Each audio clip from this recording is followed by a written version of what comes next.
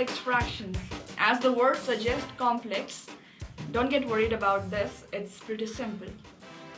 Complex fraction as in when you have the involvement of more than one fraction, and the overall question given to you is already a fraction, 3/4 upon 9/16. Okay, so I'll teach you the standard way. I mean, I think you know the standard way of doing it. I want to teach you the shortcut method. But before understanding the shortcut, how to apply that shortcut, you can see. So 3/4 is the first fraction. You have to divide by 9/16. Yeah. So a grade 3 student or anyone who is in the junior grades would definitely know the method that if there is a dividing fraction, then I have to flip the second fraction. That is one of the common method everyone knows, okay? And then I'll reduce the fraction. 3 into 3 is 9, 4 into 4 is 16. That is how I would do. But I don't like this method because it's too boring and it's like too easy, or it's like, childish. So what I suggest, or what is the quickest way to solving these kind of complex fraction, is you will realize, or there is one rule I want to tell, that is, if you look at the denominator of the denominator, now this is called the denominator of the denominator.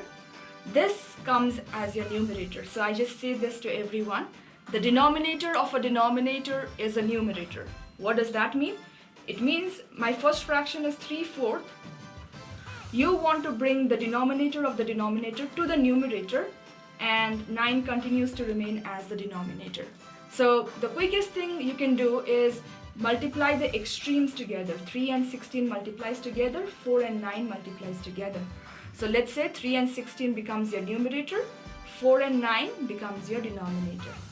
That is how you would solve any complex fraction. 3 into 3 is 9, 4 into 4 is 16. The answer is still the same, 4 upon 3. Let's look at more example. If I'll give you 4 upon 5 divided by 18/5. Remember the trick is, first numerator and the last denominator, they come together. So 4 and 15 comes together, divided by 5 and 8 together. So 5 times 8. Again, when you reduce it, 4 into 2 is 8, 5 into 3 is 15. This is the quickest way you can solve any question based on complex fraction. I'm taking one example from algebra 2 so that you can see how this can be applicable. So 7a is the top numerator, the bottom denominator, they come together. So when you write them together, 7a times 4b, the other two, they are multiplied together. So this two, they multiply together. 2b times 3a.